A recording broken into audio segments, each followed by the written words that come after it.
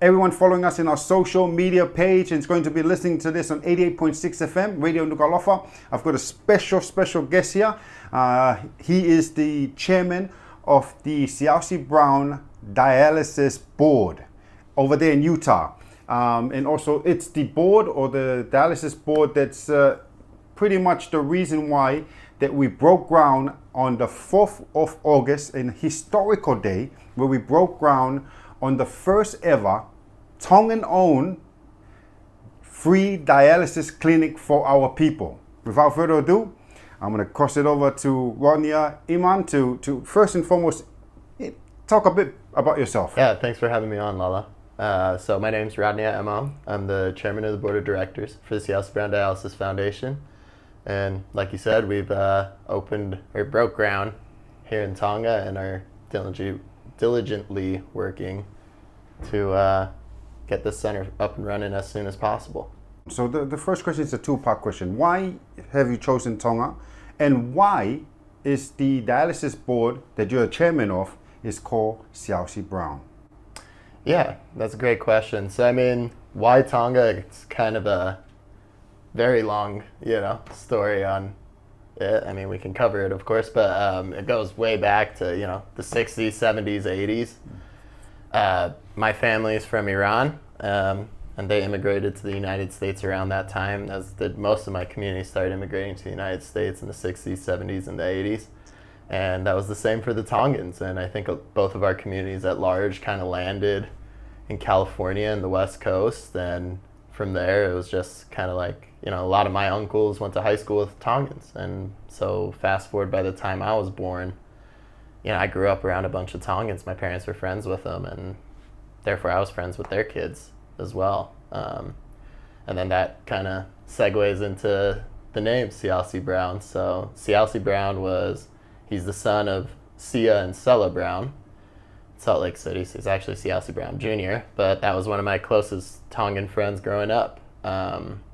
And he went on his mission, and when he came back, he told me, I was about a senior in high school around then, and he told me, when you graduate from high school, you and me are going to go to Tonga together.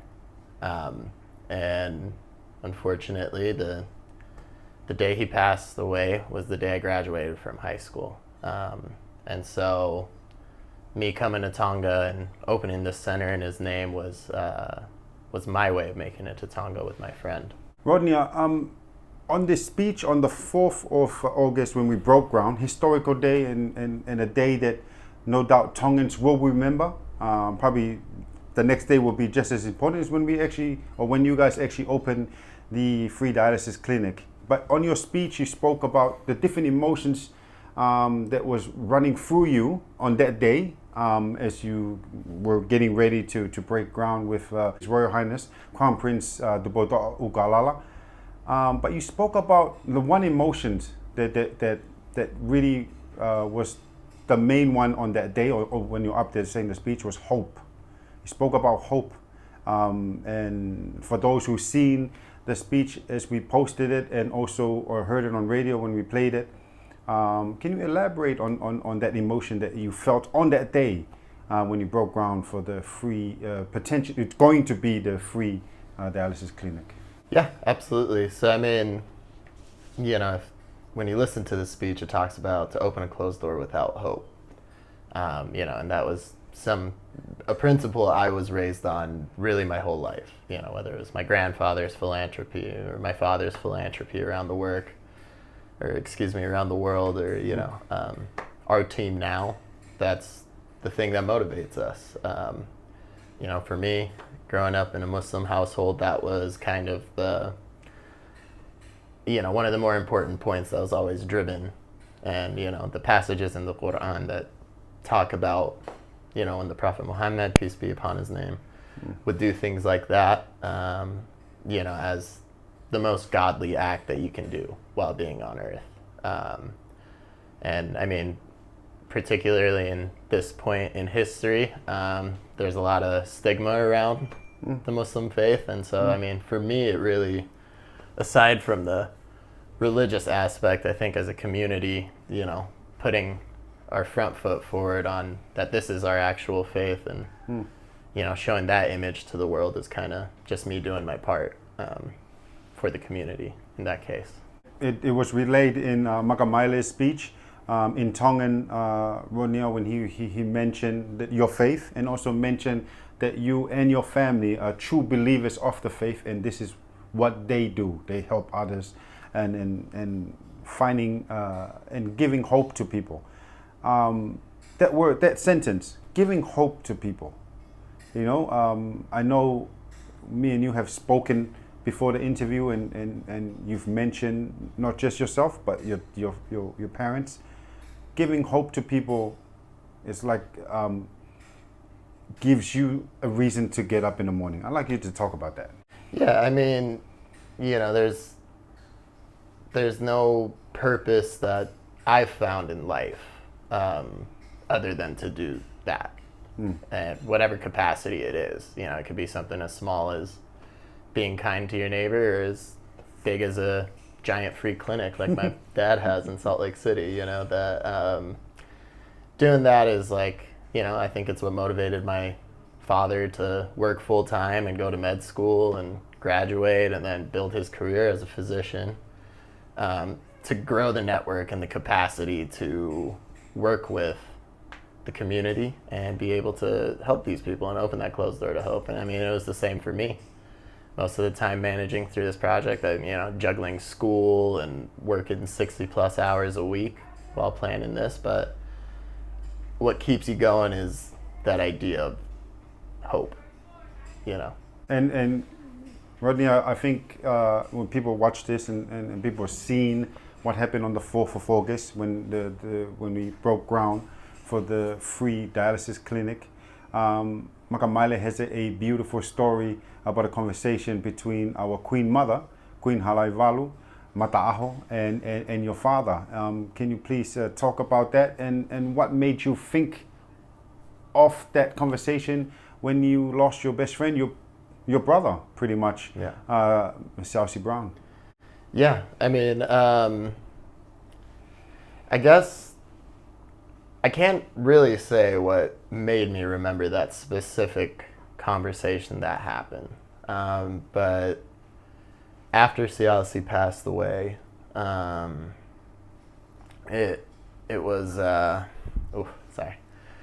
After Siaosi passed away, it was really hard for those first little while. Not only was he one of my closest friends, but like his whole family, and it was like seeing Sia and Sella suffering like that and all that sort of stuff. And it was hard for everyone, even my parents and all that grew up around him. And it just, one day, it wasn't long after his death, maybe within a week or two, it literally just hit me. I just remember being 10 years old and sitting in that chair with Her Majesty and my father, and Her Majesty looking at my dad and saying, we need help. We need help in Tonga. And then that's where it kind of clicked for me that I was like, that's what I need to do right now. That's my purpose. Rodnia, from that day, you decided to do this for Tonga, for your friend, and like you said, in a way that you two are coming to Tonga together. Till Friday, the 4th of August, when we broke ground for the new dialysis clinic. Please let me know if there was any obstacles along the way for you to be able to get to where we are, to where you are today, especially with the new dialysis clinic that's going to be in Tonga. Yeah, absolutely. I mean, we had many, many, many obstacles for sure for the first couple years. And then thereafter, I would say chief among them, coming in green into Tonga, so to speak, or cutting my teeth on our first trip to the island. It's kind of, the history around developing countries, island nations, particularly in the South Pacific, governments have been conned a lot, been cheated a lot. Some flashy person from America or Europe comes and says, oh, I can do this for Tonga, I can do that for Tonga, or, insert any other island nation's name or developing country's name. And the government, rolls out the red carpet, takes care of them, does all that sort of stuff, and then they disappear with all the money or whatever. So I think there's kind of a natural, defensive posture when you have someone from overseas coming and claiming, oh, we can do this, we can do that, whatever. Especially when they don't know, our first trip here, people didn't know about Siaosi, people didn't know about, the Queen Mother or anything like that, and it's not something that we talk about a lot. So getting over that hurdle with the Ministry of Health and Prime Minister's office, their support was very crucial. The support of the royal family, who's really been backing us since the beginning of the project, along with some other folks here in Tonga that really kept pushing us forward through the years. It took us about 2 years to get our licensing done and all that sort of stuff, as far as approvals from the health ministry and registering an entity in Tonga and all that sort of stuff. And then as soon as we got through all of that and we're getting ready to open, then boom, global pandemic, borders shut. And then we were just sitting on our hands for the last 2.5 years, just kind of chomping at the bit to get down here. And then when the border reopened in August, the 22, and, Honorable Prime Minister Sovaleni and their team came to Salt Lake City and met with us, saw the clinics in Utah. We gave them tours of different facilities, met our donors, and all that sort of stuff. That's where they said, okay, we're ready to rock and roll with this. And we said the same and put the plan in motion to what you guys saw on Friday. Rodnia, you've been to Tonga many of times with this project, and especially a life-saving free clinic that you guys are about to put up with the dialysis clinic. Talking to you right now, today, is it, and you've met many of our community and being able to come here and see the way we are here in Tonga, what we need, and especially with the dialysis. On Friday the 4th of August, is it still about Siaosi Brown, or is it now about the people of Tonga? It'll always be about Siaosi in some way, right? This whole experience has been kind of healing from a traumatic time, or it's kind of formed a silver lining around a storm cloud for, me and my family, and Siaosi and his. So that's not something that can get, that's never going to be taken away from the project. But I would say my motivation now is most certainly the people here. You come and you meet here. Guys like Koripoki and Makamaile that have come here from America and they fell in love with the country. Anyone that comes here has that same thing happen. The Tongan people have a very big and beautiful heart and a beautiful, rich culture, and, very welcoming as well. So it's hard to come here and not run into that. And I think most of all, though, our motivation is that, you hear stories like what happened to that young lady that 13 years old that had to get buried, and truly how low the barrier is that we could have extended her life had this clinic been open. The idea that no parent in Tonga will have to go through what those parents went through, or the families of anyone else, that's what really keeps me going more than everything else, because it's simple. This is a simple thing. It's complicated in a lot of ways, but the treatment itself is very simple when it's available. And for us to be able to do that's a blessing. There's a lot of times in our country, Rodnia, there's that donors aid stuff to better our we'll take health as an example, to better the health department and better the health facilities, as I should say. There's a lot of times that they aid these equipment or this stuff, and then when the donors leave, they leave it to our people to be able to maintain, which more so than not, they don't maintain them properly.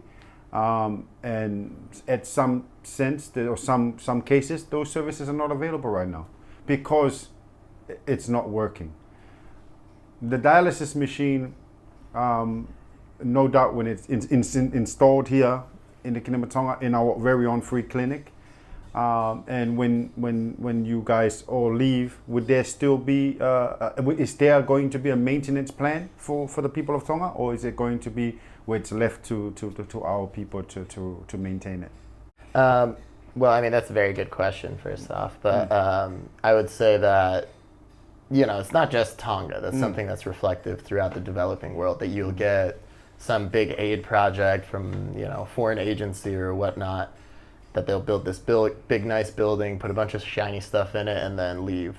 And then just there's no indigenous capacity built to handle what's there now. And so that's something that we saw and we've seen reflected in other dialysis missions that have occurred, around the world in the underdeveloped world, where certain places got, just the stuff and left there, and they left, and then the programs fall apart. Because dialysis is a pretty complicated operation to run if you don't know how to. What made our situation a little different was our partner charity in the United States called Bridge of Life by DaVita. They're the nonprofit wing of DaVita Dialysis, which is one of the largest companies for hemodialysis care in the world. And they own thousands of centers in the United States, Europe, and the Middle East. And Bridge of Life fully partnered with us for the center in Tonga. And that gives certain things that, are really what make this center possible. Aside from their assistance with equipment and furniture and the design of the center and all that sort of stuff, the biggest thing in terms of your question would be that they're sending a team here to Tonga on site. They'll be doing on-site training, comprehensive on-site training with some of the best people in the industry. And then they're going to keep coming. There's scheduled training and continual support from Bridge of Life to the team in Tonga, and of course leveraging our partnerships with Ministry of Health to help bolster the staff and allow for the most quality assured care that we can deliver here, whether, and that's kind of our big thing, whether it was my dad's free clinics in the US or anywhere else, that we want the same quality of care as if you're in a nice emergency room in the US, or in this case, a nice dialysis center in the US. Being in Tonga doesn't matter. We want to hit that same standard. And to guarantee that, we have to develop an indigenous capacity to handle these machines and center well. I'm here talking to you, Rodnia. You're the chairman of the Siaosi Brown Dialysis Board. But there's no doubt, and you've mentioned this many of times, that along the way you've been able to get people to help you. I know it started off with a conversation with your father, and then moved on to you starting this board and then coming to Tonga. There's people to help you. So I think this is the time, if you have any special thanks to anyone. I mean, obviously you have the royal family, the Prime Minister's office, the Health Minister's office, Bridge of Life by DaVita especially. Aside from that, you have, Tongan expatriates in the United States. You have the Brown family, the Kafusi family, the Ramanlal family in the U.S., all pushing on their end. Aside from many others, I hope I didn't leave anyone out, but those are the ones that come to mind immediately. And then, of course, the University of Utah nephrology program, Dr. Arsalan Habib, my father, Khosrow Samnani, Scott Browning. I can just keep going about all the people that really came together and are really pushing this project forward. Makamaile, Kolipoki. The list can go on. And it really just highlights and shows, more than anything, the impact of the Tongan heart around the world. Because every single one of these people that's from here, where XYZ, met a Tongan and had a good enough relationship with a Tongan to feel that love for this island that they've never been to know that people are suffering there, that they want to do something about it. And that's the real beauty of the team. Me being the chairman, I'm a very small part of actually this really big team that's working towards this goal. With every interview, Rodnia, I always end it with asking the guests that I'm interviewing to give any advice to anyone that's tuning in. We're going to be watching this. Our demographic is mostly the youth, so anyone that's at the youth age that'll be listening to this, it has a dream that they want to pursue. I'll leave it up to you to be able to give this advice. Yeah, I mean, I don't know if I'm the best example for that, but I can certainly say that I've been blessed enough to be around great examples of that in my life. I mean, my parents came to America as teenagers. They didn't have anything when they got there, or my uncles or any of them, or even, you know, your family in the United States. They all came to America with nothing, and they worked tirelessly day in, day out, working full time, going to school, raising a family all at the same time, and were able to build themselves an American dream, and then give back. And I think that's really just rooted in their perseverance and their persistence, and they didn't give up on that dream. And I mean, that's, yes, the same approach we've had to this project, but I would say that the better example of that is when you look at people like my parents and, you know, some of the people that have came to help me on this project, Siaosi's parents, and all folks like that. Rodnia, our interview today, for those who probably are watching right now or listening, we're having the interview here at the Tanoa Hotel, where you're residing for the whole time you're here in Tonga. Yeah. I would love it that our next interview will be at the Siaosi Brown Free Dialysis Clinic for Tonga.